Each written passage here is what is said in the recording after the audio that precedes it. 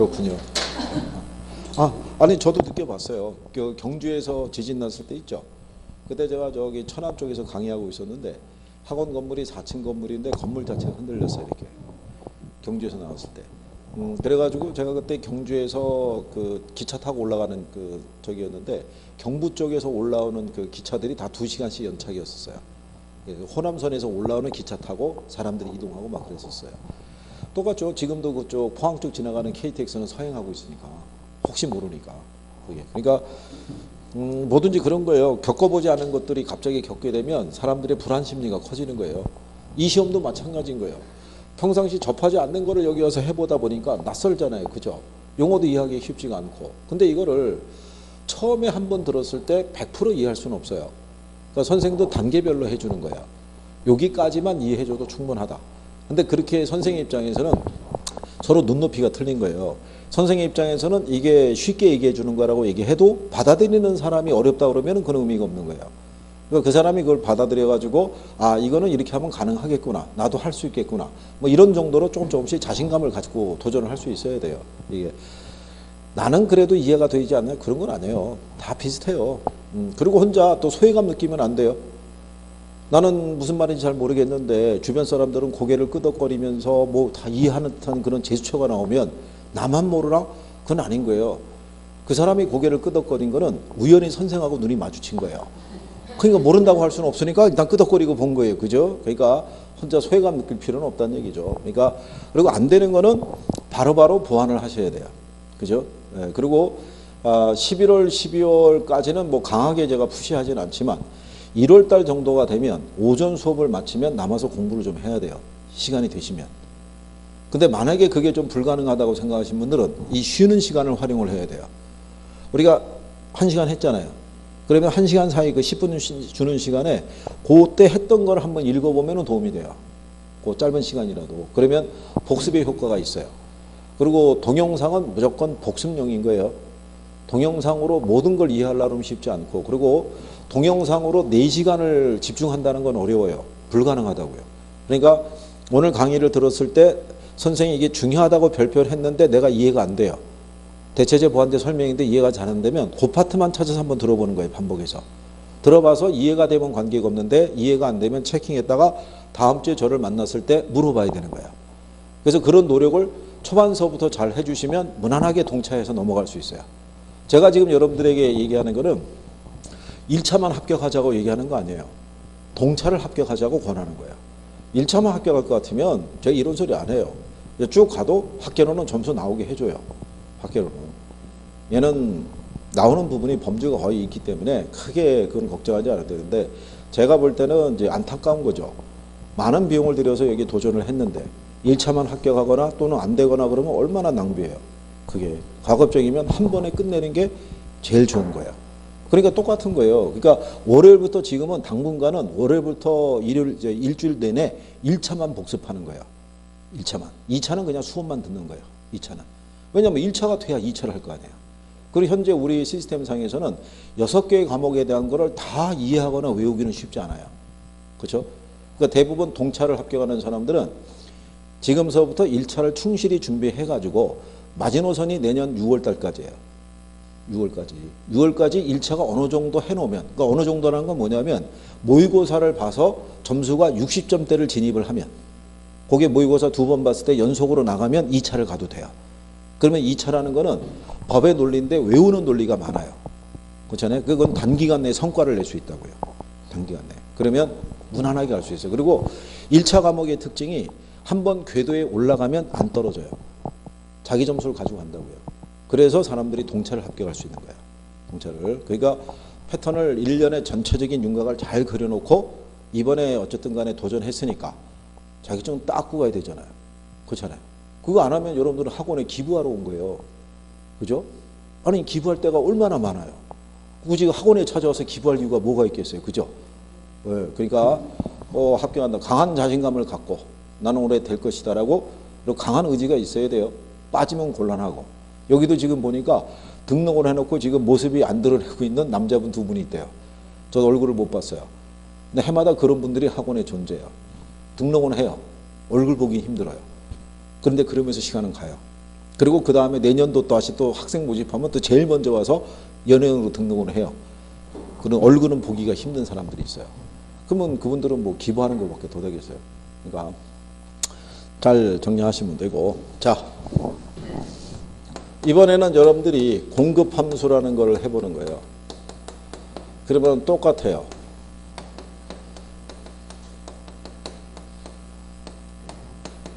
여기도 공급량에 영향을 주는 여러 가지 변수가 있겠죠. 그러면 아까 얘기한 것처럼 당해 재화에 뭐가 있고요. 가격이 있고 그 다음에 기술 수준이라는 게 있고요. 생산 요소 가격 뭐 이런 것들이 있어요. 근데 여기 가만히 보시면 아까 우리가 수요할 때는 관련제의 가격이라고 했었잖아요. 대체제 보완제. 그렇잖아요. 그거는 수요 측의 요인인 거예요. 엄밀히 말하면. 공급 측의 요인에는 걔는 포함되진 않아요. 공급 쪽에서는 제일 중요한 게 이거 두 가지예요. 기술 수준하고 생산 요소 가격. 그죠? 그러면 용어가 나왔잖아요. 여기 생산 요소 있죠? 생산 요소라는 건 뭐를 생산 요소겠어요? 생산 요소라는 거. 생산 요소. 우리가 찌개 하나를 끓일 때, 그죠? 된장찌개를 끓인다 그러면 된장 하나만 갖고 찌개를 끓일 수는 없죠. 뭐가 있어야 돼요? 그렇죠. 재료가 있어야 될 거 아니에요. 생산을 하기 위해서 필요한 재료를 얘기하는 거예요. 생산 요소라는 게. 그리고 우리가 집을 지으려고 그러면 일단 뭐가 있어야 돼요? 그렇죠. 자재도 있어야 되고 또 땅도 있어야 되고 그죠? 사람도 필요하잖아요. 그런 애들을 생산 요소라고 얘기하는 거예요. 무슨 말인지 아시겠죠?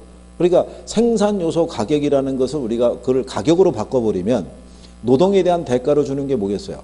임금이겠죠. 임금. 그렇잖아요. 그럼 임금이 올라가게 되면 생산 요소 가격이 상승하는 거 아니에요. 그죠? 그러면 당연히 공급량이 어떻게 돼요? 줄어든다고요. 생산할 때 들어가는 비용이 커지니까. 무슨 말인지 아시겠나요? 네. 그렇게 표현을 해주는 거예요. 옛날에는 그냥 생산 요소 가격이라고 표현해 줬는데 요즘은 그냥 그렇게 안 해주는 거예요. 그래서 뭐라고 해주냐면 이렇게.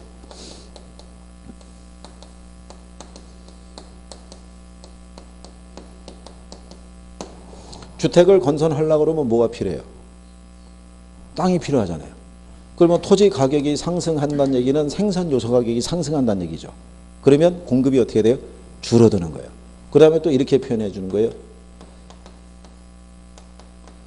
건설 노동자의 임금이 있죠. 이 임금이 뭐 하면? 상승하면. 그러면 생산 요소 가격이 상승하겠죠? 그럼 공급이 어떻게 돼요? 줄어들겠죠. 그러니까 요즘은 이렇게 구체적으로 표현해 줘요. 생산 요소 가격이라고 안 하고 실전에서는. 그러니까 결국은 공급 측면에서는 얘네들이 중요하다는 얘기예요. 얘네들이. 그러니까 그렇게 이해를 하시면 돼요. 그런데 아까도 얘기했지만 얘네들은 다 변해요, 안 변해요? 변할 거 아니에요. 얘가 변해도 공급량은 변하겠죠. 기술에 대한 발달이 돼도 공급은 변하겠죠.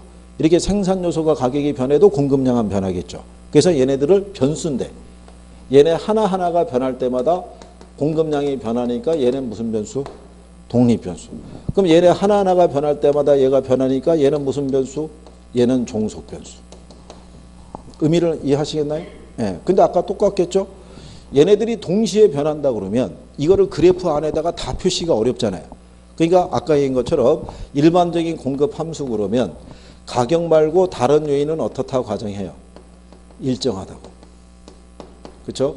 그래서 일반적인 공급 함수 그러면 가격과 공급량 사이의 관계를 얘기를 해요. 그래서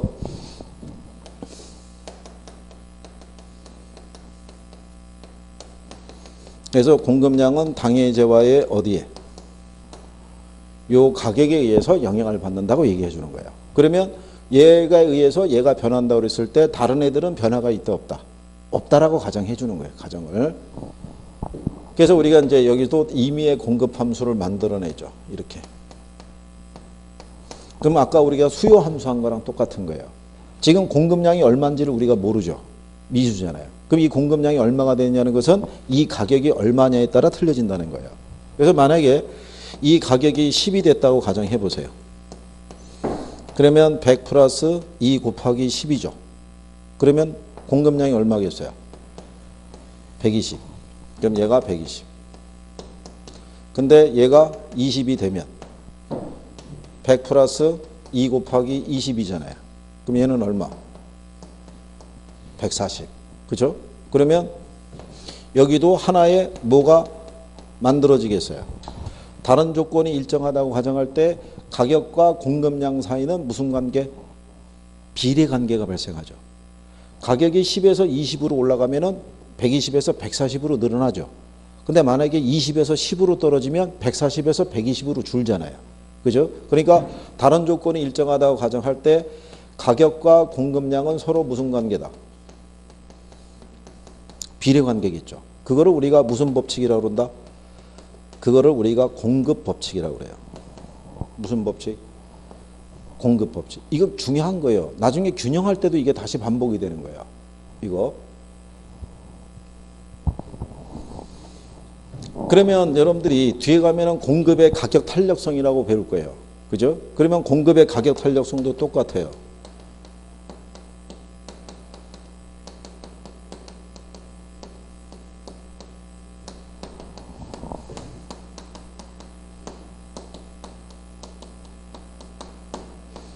얘도 가격의 변화율에 대한 무슨 변화율? 공급량의 변화율이거든요. 그러면 얘를 만약에 똑같이 0.8을 준다고 그랬을 때 가격이 만약에 10%가 상승했어요. 그러면 요 수요량은 변하겠죠. 그렇잖아요. 이 크기만큼. 그러면 10 곱하기 0.8이니까 몇 프로가? 8%가 늘어나겠어요? 줄어들겠어요? 늘어날 거 아니에요. 왜냐하면 가격과 공급량은 서로 비례관계니까. 무슨 말인지 아시겠나요? 그래서 그런 게 이제 이해가 돼 있으면 나중에 이 변화에 대한 것도 내가 쉽게 판단할 수 있어요. 그리고 계산에 대한 거를 우리가 나중에 정리해 드릴 때도 계산 문제도 제가 권하는 거는 1분 안에 풀 수 있는 것만 정리하라고 권해 드리는 거예요. 그죠? 복잡한 식을 대입할 필요 없고 딱 계산기 쓸 필요 없이 그냥 암산적인 수준에서 계산이 가능한 애들 있죠. 걔들만 대입하시면 돼요. 계산 문제가 매년 평균적으로 6개에서 7개, 많이 나올 때는 10개, 11개가 나오는데 걔들을 다 할 수는 없어요. 계산을 잘 하시는 분들은 다 해요. 그죠? 6개 나오면은 몇 점이겠어요? 6개 나오면. 그게 한 15점? 뭐 정도 돼요. 6개 나오면. 그러면 15점이면요. 60점 맞는 사람이 75점 나오는 거예요. 65점 나오는 사람이 80점 나오고. 그죠? 근데 우리는 거기까지는 바라지 않는다는 얘기예요. 반타작만 해도 7.5점이에요. 그죠? 그러면 60점 맞아도 60.5점 나오는 거예요. 그냥. 아니면 57점 맞아도 6점은 넘어가겠죠. 50점대 초반 맞아도 몇 점은 나와요. 60점은 나가는 거예요. 그러니까 딱 1분 안에 풀 수 있는 것만 하셔도 돼요. 그리고 계산에 너무 부담 안 느껴도 되고요. 계산을 다 버려도 60점은 맞을 수 있어요. 계산을 버려도. 아까 우리가 왜 그 기출문제 나온 거 확인해 봤죠. 그런 류가 한 12개 나와요. 시험장 가면. 그러니까 나머지 여러분들은 18개 가지고 이제 확인하는 거예요. 여기다가 18개 해봐야 30개잖아요. 그럼 나머지 여러분들이 계산 문제 버리고 힘든 거 간평해서 3방식 버리고 이런 거 버리더라도 나머지 30개 갖고 충분히 승부를 걸 수 있어요.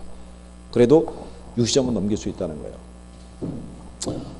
제가 다 해본 거니까 말씀드리는 거예요. 불가능할 것 같으면 얘기를 안 하죠. 할 수 있으니까. 대신에 민법하고의 밸런스는 맞춰줘야 돼요. 에? 아까 얘기한 것처럼 뭐 학계로는 뭐 80점, 민법은 40점, 이건 가을의 전설에 도전하는 거예요. 에? 이건 현실적으로 쉽지 않은 거예요. 그죠? 에. 하나를 80점 맞을 수 있는 사람이 왜 하나를 이거밖에 못 맞겠어요? 조금만 하면 되는데. 그렇죠? 그러니까. 자, 그래서 요게 공급 법칙이라고 여러분들이 생각을 하시면 되고요. 이 공급 법칙을 반영한 게, 그래서 공급 법칙은요, 일단 여러분들 61페이지에 가면 중간에 동그라미 4번이라고 있죠. 61페이지. 60은 공급 법칙이라고 있죠. 예, 그래서 어떤 재화의 가격이 상승하면 공급량이 증가하고 가격이 하락하면 공급량은 감소한다는 것으로 가격과 공급량의 무슨 관계? 비례 관계. 그거 알아두시고, 똑같이 이 공급 법칙을 그림으로 나타낸 게 바로 뭐겠어요? 이게 공급 곡선인 거예요. 공급 곡선. 그러면 우리가 공급 곡선은요, 여기가 가격이고 여기가 공급량일 때,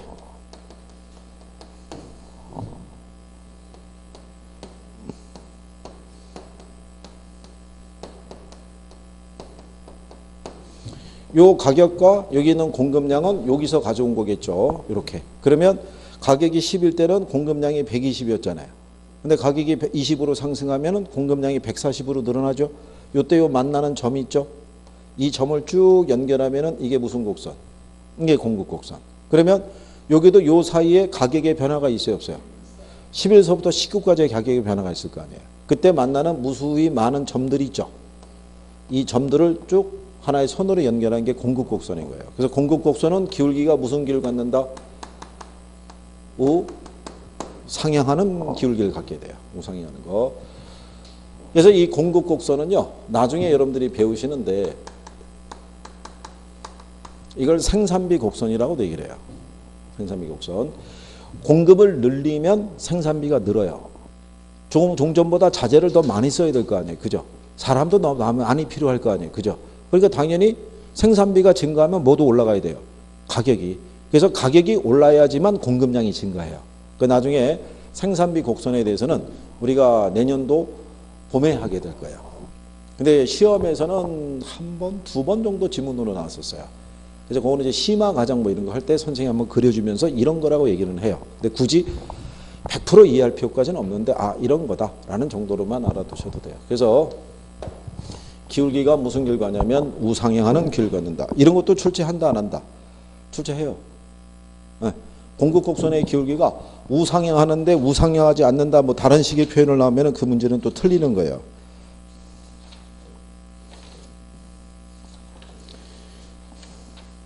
나중에 여러분들이 기출에 대한 것도 확인하는 거는 좀 필요해요. 기출에 대한 거를 출제자들이 활용을 해주기 때문에 일단 여러분들이 82페이지 한번 가보세요. 82페이지 가시게 되면 하단에 거기 문제 2번이 있죠. 2번. 2번 보면 수요와 수요량에 관한 설명으로 틀린 거 물어봤잖아요. 그죠? 5번 지문에 갔더니 수요 곡선의 이동으로 인해 수요량이 변하는 경우에 이를 부동산 수요량의 변화다 이렇게 해놨잖아요. 그러면 수요 곡선이 이동하는 경우 있죠. 얘가 이동해도 수요량은 변하겠죠. 근데 그거를 아까 무슨 변화라고 그랬어요? 82페이지에 82페이지 하단에 2번 문제.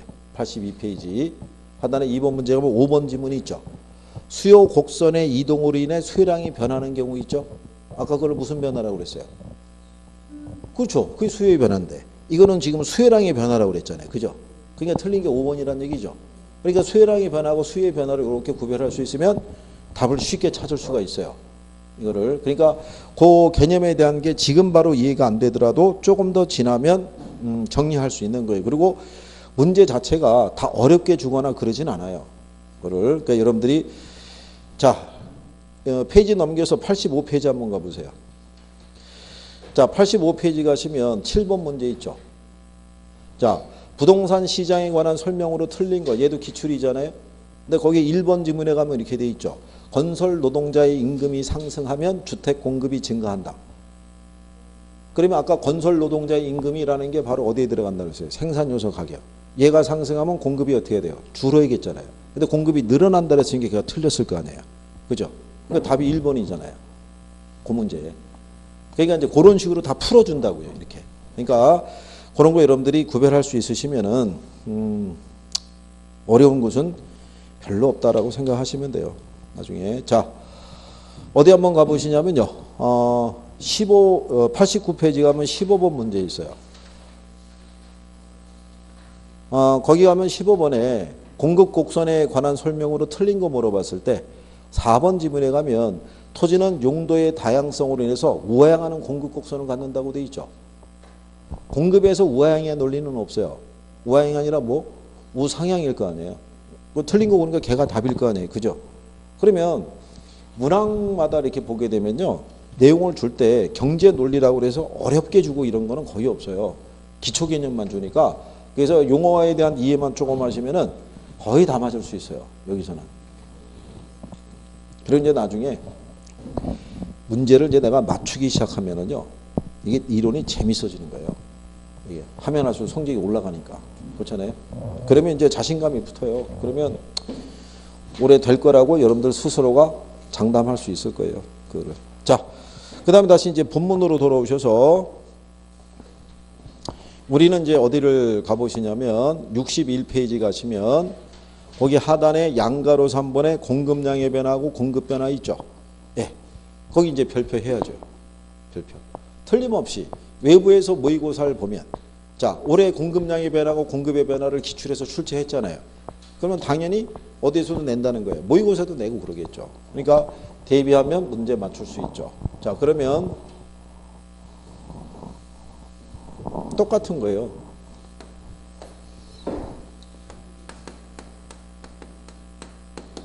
공급량의 변화가 있고 공급의 변화가 있을 때. 자, 공급량의 변화라는 것은요. 뭐가 변해서 이렇게도 쓰는 거예요.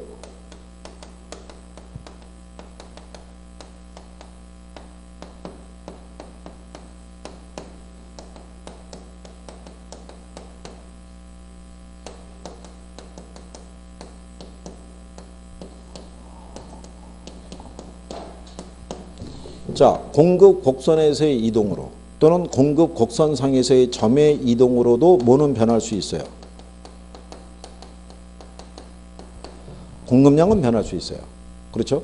그런데 곡선에서의 이동이라든가 또는 공급 곡선상에서의 점의 이동을 유발하는 것은 뭐가 변했기 때문에? 이게 변했기 때문에. 뭐가? 가격. 가격이 변할 땐 이렇게 변화가 표시가 돼요.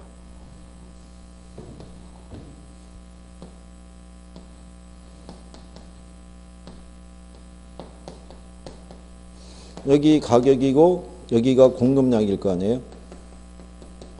그럼 이렇게 공급 곡선이 있어요. 이렇게. 그런데 다른 조건이 일정할 때 가격이 1,200원으로 상승해요. 그러면 조금 아까 공급법칙 배웠죠? 가격이 상승하면 공급량이 어떻게 돼요? 늘어나잖아요. 그럼 이 공급량이 늘어났잖아요.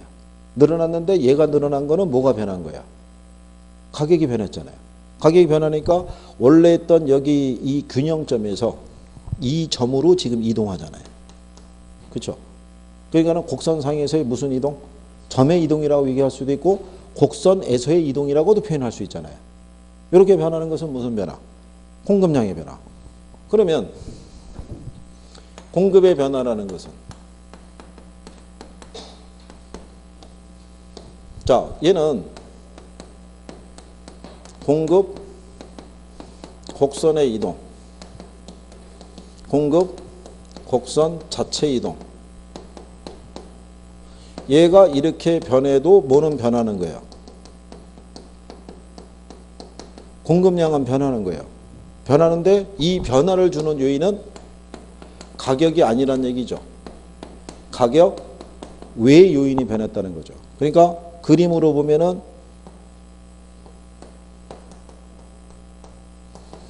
$1,000원이고 10개고요. 가격이고 여기가 공급량이라고 봤을 때 이렇게 공급 곡선이 있는데 공급이 증가한 거죠. 12개. 자, 가격은 그대로인데도 공급량은 변했죠. 그렇잖아요.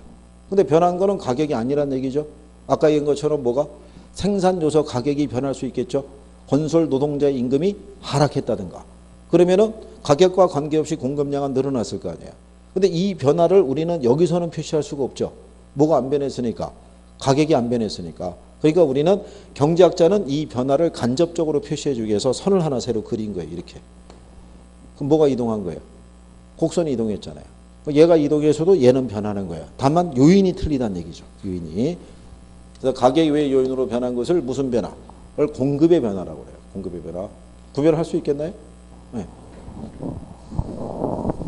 나중에 선생이 정리가 됐는지를 확인하기 위해서 중간중간에 테스트를 해요. 쪽지시험을 본다는 얘기죠. 그래서 쪽지시험을 보는 거는 여러분들의 실력을 올리기 위해서 하는 거예요. 그죠?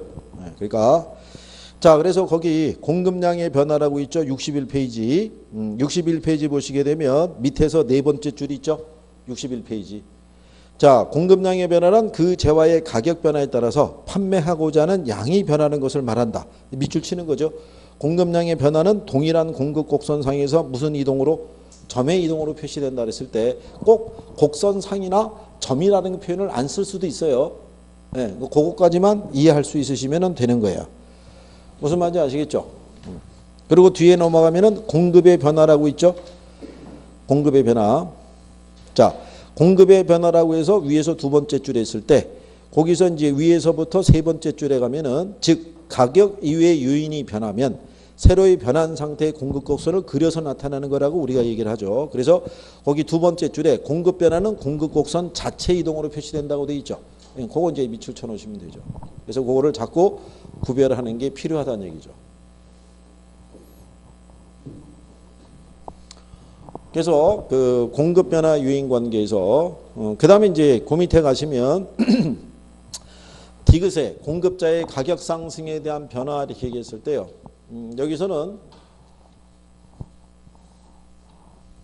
나중에 이제 요것도 이제 정리할 때 공급 변화 요인이죠. 공급 변화 요인은 뭐가 변할 수 있다. 기술 수준의 변화가 나올 수 있고요. 조금 아까 얘기한 것처럼 뭐가 변할 수 있다.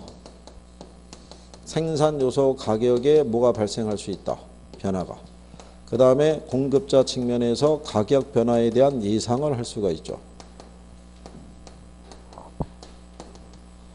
자, 좀 아까 우리가 생산 요소 가격에 대해서는 여러 가지 변화 얘기했었죠. 기억하시나요? 아까 우리가 주택 건설용 토지 가격이 상승했다 하락했다 이런 거 했었죠. 또 건설 노동자의 임금 뭐 이런 거 했었잖아요.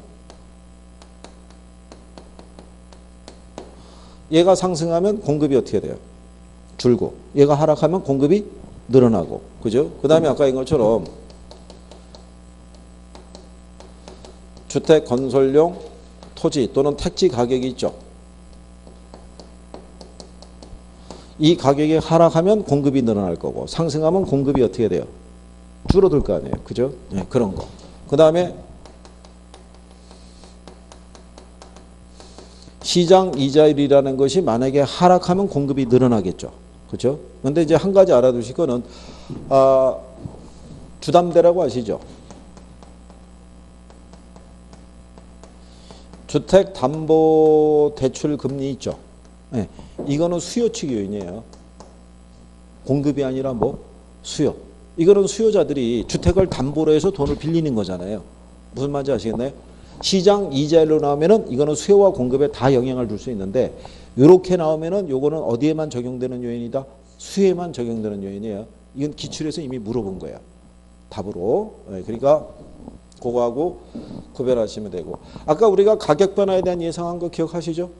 가격이 앞으로 상승할 것이라고 예상이 되면 공급은 늘어나요, 줄어들어요?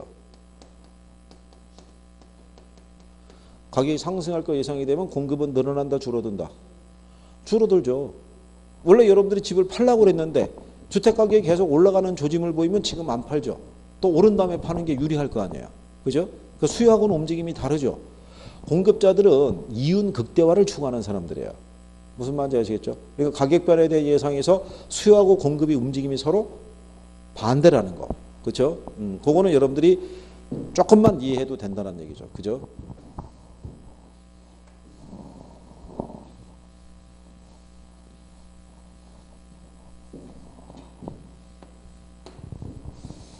그 다음에 이제 그 그림 밑에 가게 되면 양가로 사본의 부동산 공급 곡선 이렇게 나와 있죠. 그것도 별표나 하시는 거예요.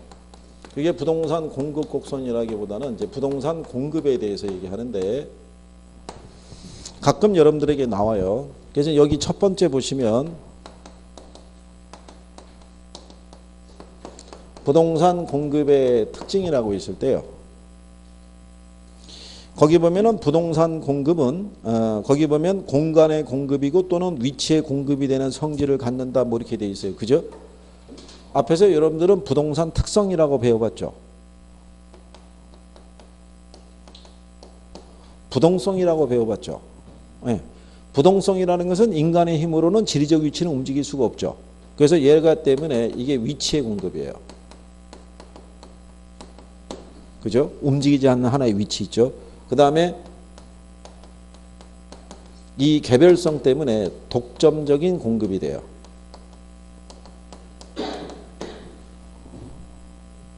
모든 토지는 위치가 같아요, 틀려요? 틀리죠. 그러니까는 어떤 개인이 특정한 토지를 소유하고 있다는 얘기는 독점적인 위치를 갖고 있는 거예요. 무슨 말인지 아시겠나요? 그래서 개별성에서 무슨 공급? 독점적인 공급이 돼요. 그 다음에 부증성으로 인해서 나중에 배우죠. 비탄력적인 공급이 돼요. 이게 일단 기본적인 이제 부동산의 특성에서 유발되는 내용을 이제 얘기를 하고 있는 거예요. 이게 거기 이제 우리 문장에서 이렇게 나눠져 있어가지고 제가 이렇게 이제 분리시켜 드린 거예요. 이것도 시험에서 한번 쓴 선례가 있어요. 이것도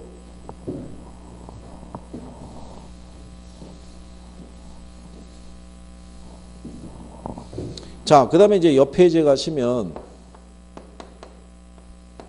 토지의 공급을 얘기할 때요. 물리적 공급이 있고요. 그 다음에 경제적인 공급이 있어요. 그죠? 근데 물리적 공급은 이렇게 해드릴게요. 자, 물리적 공급은 가능하다, 불가능하다? 불가능해요. 그죠? 뭐가 있어서?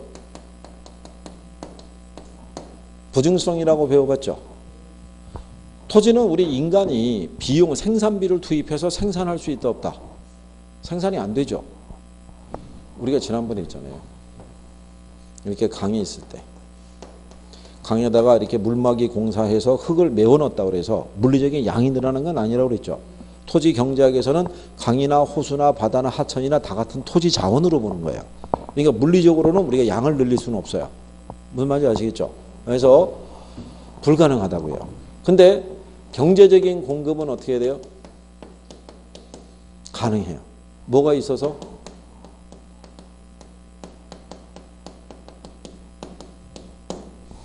우리가 지난번에 부동산 특성할 때 그랬죠. 용도의 다양성을 만들어낸 거는 얘 때문에 만들어진 거라고. 부증성 때문에. 기억하시나요? 자, 우리에게 주어진 지구라는 이 땅덩어리 있죠. 얘는 물리적으로 양을 늘릴 수 있다, 없다? 양을 못 늘려요. 그러면 우리는 이 안에서 용도를 정해놓고 있어요. 일부는 택지로, 일부는 농지로, 일부는 뭐로? 임지로. 그러면 도시지역에서는 택지 수요가 제일 많을 거 아니에요. 근데 우리는 택지에 이렇게 물리적인 양을 늘릴 수 있다, 없다? 늘릴 수는 없죠. 근데 대신에 뭐를 통해서 공급을 늘릴 수는 있어요. 용도 변경을 통해서. 그러니까 임지의 일부를 뭐로? 택지로. 농지의 일부를 뭐로? 택지로. 이렇게 바꿀 수는 있다는 얘기죠. 그러면 물리적인 양은 변화가 있어요, 없어요? 양은 변화가 없죠. 다만 용도 변경을 통해서 공급을 늘리는 효과를 갖고 오는 거예요. 그죠? 그러니까 토지의 이 물리적인 공급 곡선은요. 나중에 우리가 이제 하는데 이렇게 수직선이에요. 이렇게 이 토지의 공급 곡선이 수직선으로 나오는 거를 우리가 완전 비탄력적이라고 그래요. 그러니까 완전 비탄력적이라는 것은 여기 있는 얘 가격이 변할 때 양의 변화가 없는 거예요. 딱 정해진 거예요. 만약에 얘가 1000평방미터일 때 가격이 평당 10,000원이 됐든 10만 원이 됐든 100만 원이 됐든 간에 양의 변화가 있다, 없다? 전혀 없는 거예요. 그래서 물리적 공급 곡선은 기울기를 뭐로 표시한다? 수직선으로 표시해요. 수직선으로. 자, 그럴 때 경제적인 공급은 가능하다고 그랬죠. 그렇죠? 그래서 이렇게 기울기가 달라져요. 이렇게 얘는 기울기가 무슨 길을 갖는다? 우상향하는 거. 그러면 얘가 기울기가 이렇게 됐다는 얘기는 공급이 늘어났다는 얘기인데 이게 물리적인 양이 늘어난 게 아니죠. 원래 양은 똑같은데 용도를 변화를 줘서 양이 늘어난 것과 같은 효과를 준다는 거예요. 그래서 경제적인 공급선은 기울기가 뭐 한다? 우상향한다. 그죠? 요거 바꿔주면 틀리겠죠? 네, 이제 그런 정도 이해할 수 있으시면 돼요. 그래서 거기 여러분들이 물리적 공급곡선하고 경기적 공급곡선 이렇게 돼 있을 때 거기 밑에 가면은 물리적 공급, 경제적 공급 이렇게 나와 있죠. 네, 그래서 그 관계만 일단 기억을 해주시면 되고 그래서 물리적 공급곡선과 경제적 공급곡선에 보게 되면요. 기억에 거기 세 번째 줄에 보면은 토지의 물리적 공급곡선은 수직선의 형태를 띈다 이렇게 돼 있잖아요. 그 다음에 니은에 가게 되면 세 번째 줄에 경제적 공급 곡선은 무슨 길을 갖는다? 우상향하는 형태를 띈다. 이렇게 돼 있어요. 그죠? 그리고 그거 또 거기다 같이 밑줄 치면 돼요. 단기보다 장기에 경제적 공급을 더 크게 증가시킬 수 있으므로 단기보다 장기에 경제적 공급 곡선이 완만하게 나타난다. 이렇게 돼 있죠. 그러니까 장기가 완만하게 나타나요. 그거 나중에 또 추가로 해요. 그것도 시험장에서 가끔 활용을 해요. 가끔. 그리고 이제 뒤에 디귿에 있는 절양과 유량에 대한 거는 다음에 이제 우리가 또 돌아오면서 정리할 수 있으시면 될 거예요. 그 정도 보시면 되겠고. 그 다음에 이제 뒷장으로 넘어가시게 되면 건물에 대한 거는 지금 참고하셔도 되고요. 나중에 이제 유량, 절양에서 또 추가로 정리하시면 되고. 그 밑에 가면 이제 균형 나와 있죠. 균형. 64페이지. 거기 또 별표하는 거예요. 걔네도 시험상에서 잘 나와요.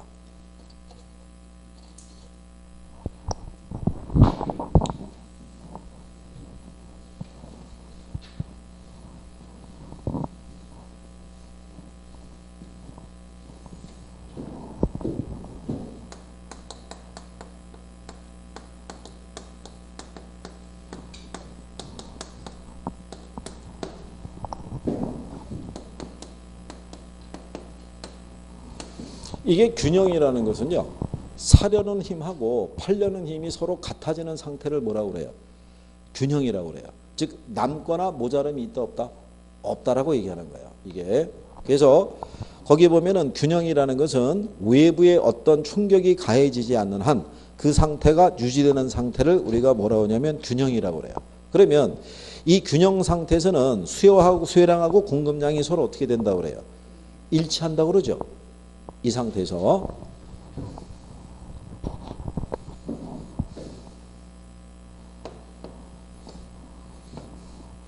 자 이렇게 시장 전체의 수요 곡선하고요. 시장 전체의 공급 곡선이 이렇게 교차하는 것을 우리가 균형이라고 그래요. 이 균형에서 결정된 가격을 우리가 무슨 가격? 균형 가격.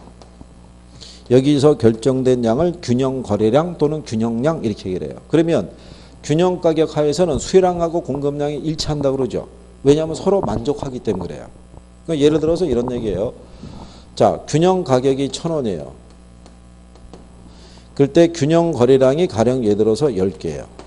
그러면 이때는 수요량하고 뭐가 일치한다?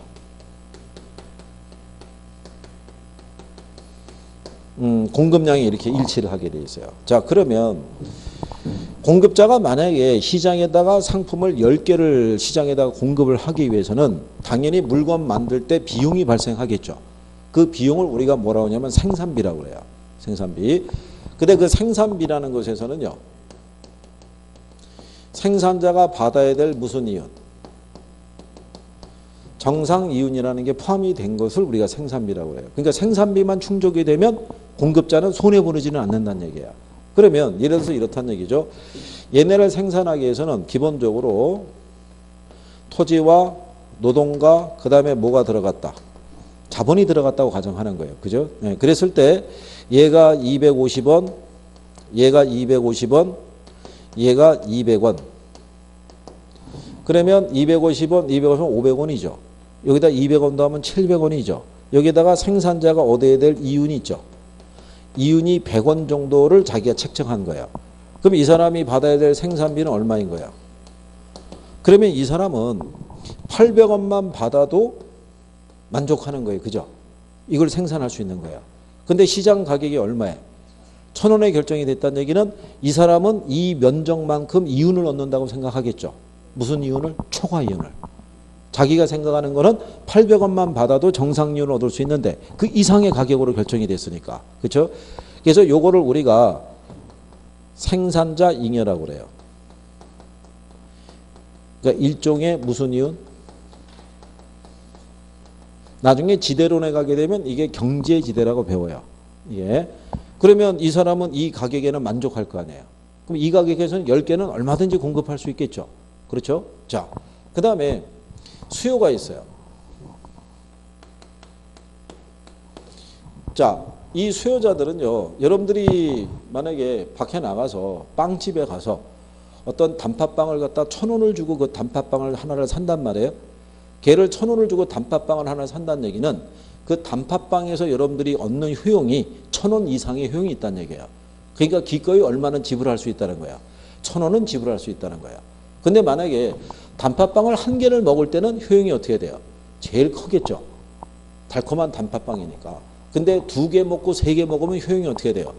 떨어지잖아요. 그래서 1+1이 등장하는 거예요. 하나를 팔면 하나는 사는데 2개를 갖다가 똑같이 1,000원씩 해서 2,000원을 주고 2개 사라 그러면 사람이 안 산다고요. 그래서 마트나 빵집에서 1+1을 갖다 붙이는 이유가 그거예요. 2개를 사면은 얼마면 살 수 있다. 1,500원이면 살 수 있다. 이렇게 해주는 거예요. 그러면 소비자도 얘를 소비하기 위해서는 한 1,200원까지는 지불할 의사가 있는 거예요. 충분히 그 정도 이상의 효용이 있다고 봤으니까. 근데 가격이 얼마에 결정이 된 거예요? 1,000원에. 그러면 소비자들도 이만큼의 이윤을 얻는다고 생각하겠죠. 이거를 우리가 소비자잉여라고 그래요. 그러니까 이것이 일종의 소비자가 얻는 무슨 이윤? 초과 이윤이라고 그러겠죠. 그래서 얘네 둘을 합한 거를 사회적 총잉여다 이렇게도 얘기를 해요. 나중에 이제 뒤에서 또 배우실 거예요. 그러면 수요자와 공급자는 이 가격 하에서는 어떻게 돼요? 얼마든지 소비하고 얼마든지 공급할 거 아니에요. 그죠? 그러니까 남거나 모자라는 상황이 없겠죠. 이 조건 하에서는. 그래서 균형 상태라는 건 이제 이 상태가 될 때를 얘기를 하는 거예요. 그래서 균형 가격 하에서는 뭐가 일치해요? 수요량하고 공급량이 일치하는 거예요. 그런데 이 가격이라는 건 변할 수 있어요, 없어요? 변할 수 있죠. 변하면 각각 자기들이 얻는 잉여의 크기가 틀려지는 거예요. 네, 거기에 따라서 양의 변화가 이제 발생하기 시작하는 거예요. 이게.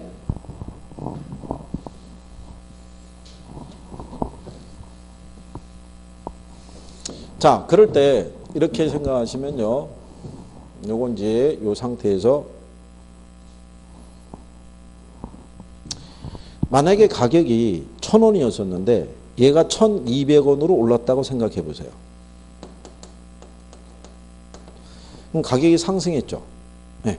가격이 상승하게 되면 무슨 문제가 발생하냐면 아까 생산자는 800원만 받아도 충분히 생산하겠다는 공급자들이 있었잖아요. 근데 최소한 800원을 받아서는 안 되고 그 이상의 가격을 받아야지만 생산할 수 있는 사람들은 이 가격 하에서는 시장에 못 들어왔을 거 아니에요. 근데 가격이 올라가니까 이제 나도 이윤을 얻을 수 있다고 생각하고 공급을 늘리겠다는 사람들이 들어올 거 아니에요.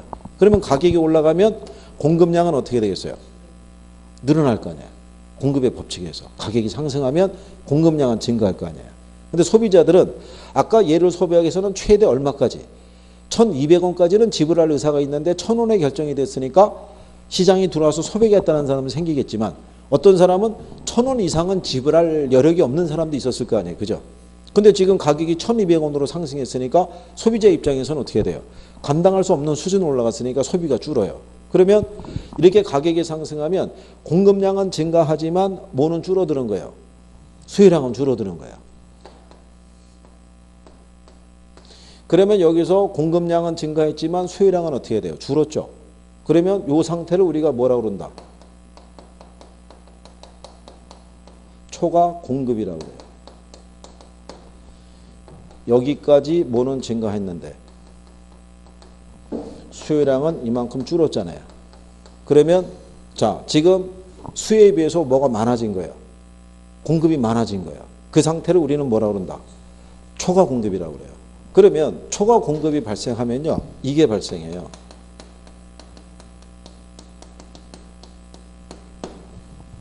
공급자 경쟁이라고. 그죠? 자, 원래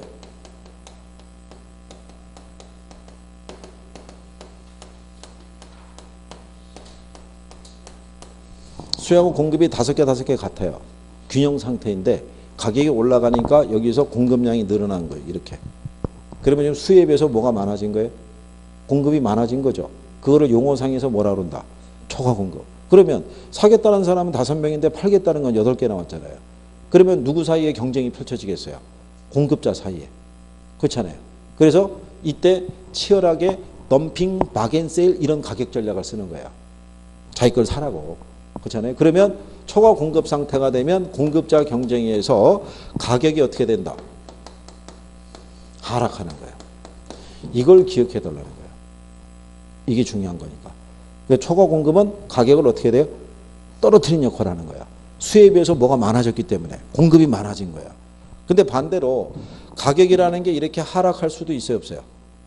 가격이 만약에 이렇게 하락하게 되면 소비자 입장에서는 자기가 지불하고자 하는 효용에 대한 대가보다 훨씬 싸졌잖아요.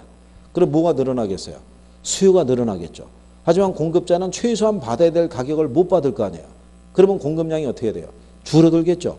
그러면 이 상태에서는 뭐가 발생하냐면 초과 수요가 발생하는 거예요.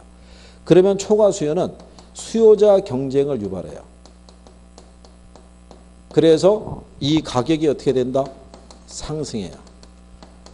그러니까 초과 수요라는 거는요, 거꾸로 이렇게 균형 상태일 때 뭐만 늘어난 거예요?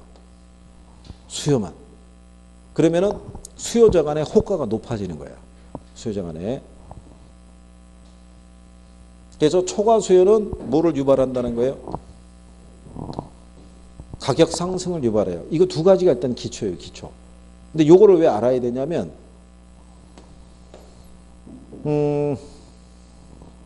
65페이지에 하단에 가면 그래프 밑에 보면은 동그라미 번에 균형의 이동이라고 나오죠. 거기 보면은 18에 19에 19에 22에 25에 26에 이렇게 나오죠. 네. 잘 나온단 말이에요. 근데 자, 여기를 한번 보시면은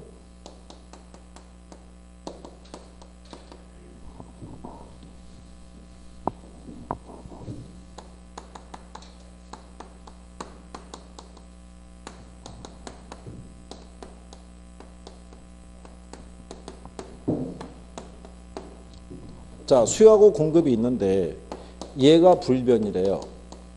공급이 불변인데 뭐가 증가했다? 수요가 증가했다는 거예요. 그죠? 그러면 가격은 어떻게 되겠어요? 공급이 불변일 때 수요가 증가했어요. 그죠? 그럼 가격은 어떻게 되겠어요? 가격은 상승해요. 그 양은 어떻게 되겠어요? 양은 늘어나는 거예요. 얘가 늘어서 얘가 상승하는 거예요. 무슨 말인지 아시겠어요? 수요만 늘었다고요. 수요만. 그게 무슨 상태가 된 거냐면 초과 수요가 된 거예요. 무슨 수요? 초과 수요. 그래서 가격이 상승하는 거예요. 그러니까 이게 나중에 그래프로 하게 되면 자, 가격이 1,000원이었어요. 균형 거래량이 10개였어요. 근데 공급은 그대로인데 뭐만 늘었다는 거예요? 수요만 증가했다고요. 그러니까 원래는 수요도 몇 개였고 10개. 공급도 몇 개였다는 거예요. 10개. 균형 상태에서는. 근데 수요만 몇 개가 됐다는 거예요. 12개. 수요만 늘었다고요. 수요만. 그럼 일단 거래량이 늘었잖아요. 뭐만 증가해서? 수요만. 그 무슨 상태가 되는 거예요? 초과 수요. 초과 수요이기 때문에 가격이 상승하는 거예요. 무슨 말인지 아시겠어요? 그러니까 여기서 당연히 양은 어떻게 돼요? 증가해야죠. 그렇잖아요. 얘가 감소나 불변이라면 안 되겠죠.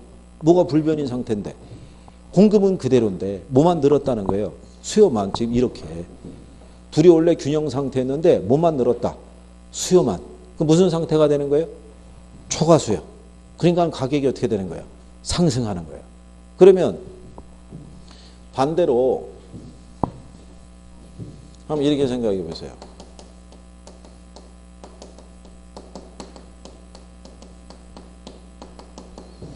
수요가 불변인데 공급이 줄었대요. 예? 여기 보시면 칠판만 먼저 보세요. 얘가 불변인데 얘가 줄었대요. 그죠? 가격은 어떻게 되겠어요? 가격은 상적으로 생각해 보세요. 가격은 어떻게 돼요? 상승한다고요.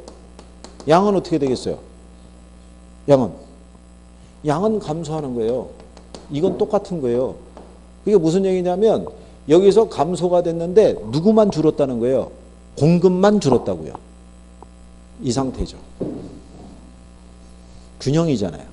균형인데 뭐만 줄었대요? 수요는 그대로인데 공급만 줄었다는 거예요. 그럼 무슨 상태가 되는 거예요? 초과 수요잖아요. 초과 수요. 그래서 가격이 상승하는 거예요. 필요한 것보다 양이 줄었으니까. 그러니까 요거를 먼저 이해를 하는 게 중요한 거예요. 균형에서는. 이게 원래 기초예요. 이게. 초과 수요하고 초과 공급을 이해해야 뒤에 게 이해가 되는 거야. 무슨 말인지 아시겠어요? 여기를 뭐를 해야 된다? 이해를 해야 돼요. 나오면 100% 맞출 수 있어요. 이해하면. 그 나중에 여러분들이 조금 지나면 나오기를 기다려요. 얘는 나와야 된다. 내가 맞출 수 있으니까. 그렇게 가야 되는 거예요. 그러니까 일단은 뭐부터 이해를 해야 돼요? 초과 수요와 초과 공급의 상황을 이해해야 되는 거예요. 그러니까 초과 수요라는 것은 공급에 비해서 수요가 많아진 상태인 거예요. 무슨 말인지 아시겠어요? 네, 그거는 이런 상태란 말이에요. 공급에 비해서 뭐가 많은 거예요? 수요가 많아지면. 그러면 가격이 상승하죠. 그렇잖아요. 하려는 물건은 제한적인데 원하는 사람이 많으면. 그래서 우리가 왜 세일하고 그러면 사람들이 확 몰려들잖아요. 그 세일 싼 가격에 그 물건을 사기가 쉽다 어렵다. 옵션을. 그 세일하는 물품은 한정돼 있고 사겠다는 사람은 많고. 이건 경쟁이 치열하죠. 그렇잖아요. 초과 공급이라는 것은 수요에 비해서 뭐가 많아지는 거예요? 공급이 많아지는 거를 초과 공급이라는 거예요. 그러면 가격이 어떻게 돼요? 떨어지죠. 무슨 말인지 아시겠어요? 물량이 많아지면 가격을 낮출 수밖에 없어요. 이게. 그러니까 일단은 균형에 들어왔을 때 먼저 인식해야 될 게 초과 수요하고 초과 공급을 이해를 해야 돼요. 그래야지 다음 게 가요. 다음 게. 요게 이해가 안 되면 다음에 뒤로 들어가서 또 얘기하면 막 헷갈려 하는 거예요. 그것만 아시면 거기 여러분들이 그 65페이지 하단에 있는 박스 4가지 있죠. 이게 수요 공급의 4원칙이에요. 이게 기본이에요. 기본. 이거 가지고 이 뒤에 나오는 애들이 있죠. 뒤에 가게 되면은 거기 67페이지에 가면 수요하고 공급 곡선이 모두 이동하는 경우 쭉 나오죠. 예, 이거를 이제 다 쉽게 이해할 수 있는 거예요. 이게. 그러면 이제 여러분들이 나중에 야, 이게 이렇게 간단한 거였어. 이렇게 가는 거예요. 그러면 이제 편해지는 거예요. 그냥. 경제가 어렵지 않다는 걸 인식하게 될 거예요. 그래서 이거를 제가 그래서 아까 그랬죠. 3, 4, 5이면은 어느 정도는 정리가 된다고. 이거를 1월 달에 할 거 아니에요. 그리고 이걸 3월 달에 또 할 거 아니에요. 기본적으로 이 논리를 3번을 돌아가요. 그럼 여러분들이 기초적인 개념은 다 잡힐 거예요. 그러면 경제가 이제 마무리가 되면요. 기본적으로 모의고사나 이런 거를 볼 때 또는 집에서 혼자 공부할 때 페이지가 일단 좀 넘어가는 분량이 많아요. 처음에 집에서 복습하시라고 그러면 경제론을 안 들어와요. 이해가 안 되니까. 그러니까 앞에 총론만 보다가 책을 덮는 거예요. 그러면 문제가 될 거 아니에요. 그러니까 여기가 뚫리기 시작하면 쭉 가요. 저기 투자론까지. 그 전까지는 간다고요. 그러면 이제 투자론에 대해서 우리가 5, 6월 달에 또 집중적으로 또 하는 거예요. 투자도 용어만 이해하면 간단해요. 그럼 거기 하면 투자가 또 해소가 될 거 아니에요. 그러면 기본적으로 쭉 또 어디까지? 금융정까지 또 가는 거예요. 그래서 들어가면 돼요. 그렇게 생각하시고 다음 주에 제가 왔을 때 이 균형에 대해서 다시 여기서부터 출발해 드릴 거예요. 했으니까 그러면 복습이 되겠죠. 되면서 균형에 대한 거 정리하고 탄력성에 대한 것도 우리가 정리할 수 있어요. 그죠?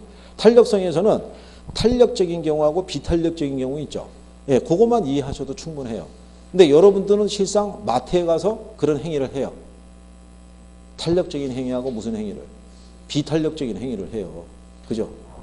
요즘 저기 쌀 10kg 있죠? 10kg가 얼마 정도 해요? 10kg. 40kg씩 소비해요? 집에서? 20kg씩 소비해요?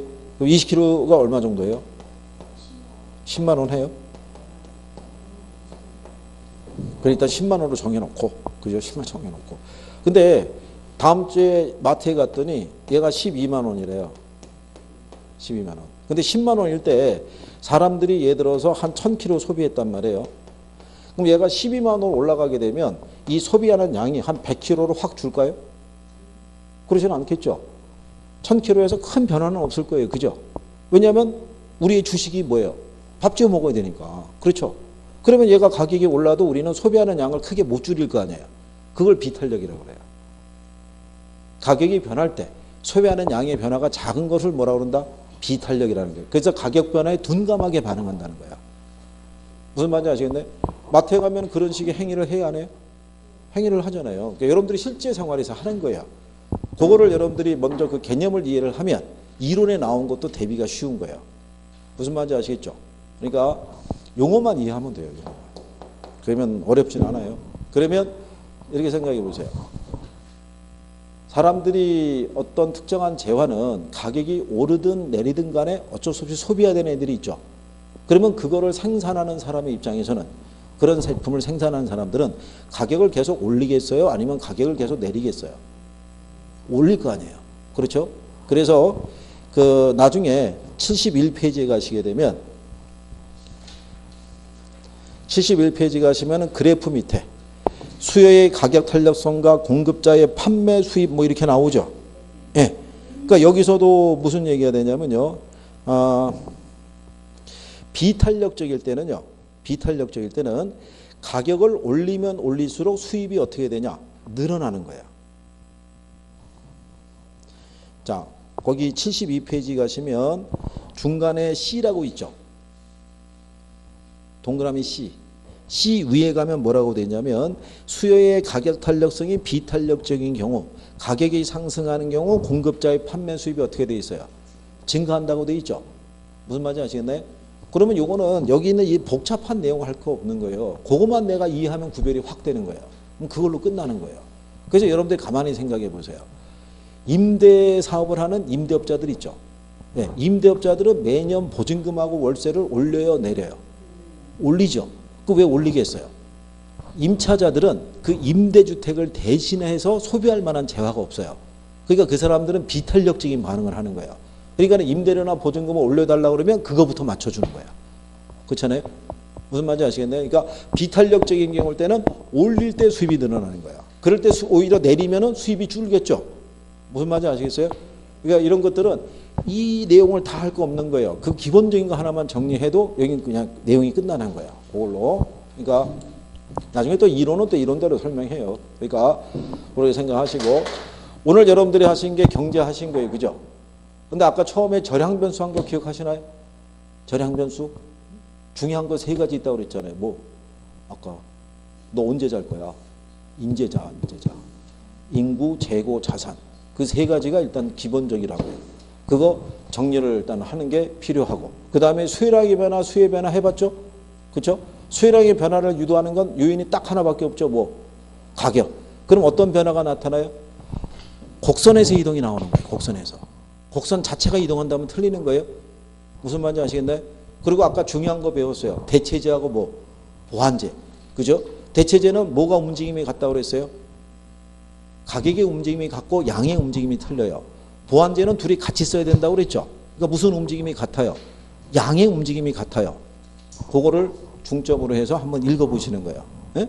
그것만 일단 해도 충분해요. 일단 여러분들이 수요에 대한 것부터 먼저 간단하게 정리하시면 돼요. 그러면 그리고 이게 처음에 할 때는 내용이 어려운 것 같은데 좀 돌다 보면 이거 별거 없어요. 이거 용어를 잘 이해하면 돼요. 용어만. 그러면 내용이 간결해져요. 이거 별로. 그리고 여러분들이 싫어하고 힘든 거 빼고 할 텐데 그 뭐 크게 어려운 게 뭐 있겠어요. 그죠? 그럼 나중에 기본적인 점수가 나온다고요. 이게 요령이잖아요. 학위 딱에서 만나는 게 아니잖아요. 실전에서 몇 점 맞으면 돼요. 이게 선생님이 자꾸 요령을 알려주는 거예요. 1분 안에 풀 수 있는 거를 자꾸. 그래야 점수 맞아서 갈 수 있는 거예요. 무슨 말인지 아시겠죠? 복습은 좀 해야겠죠? 그렇죠? 지금 한 것도 경제론까지 갔으니까 그래야지 이게 단원을 구성. 그래서 여러분들이 빨리빨리 정리해야지 내년에 동체 합격해서 갈 거 아니에요. 그죠? 네, 그래서 가지고 자 오늘은 여기까지 하도록 하겠습니다. 고생하셨습니다. 수고하셨습니다.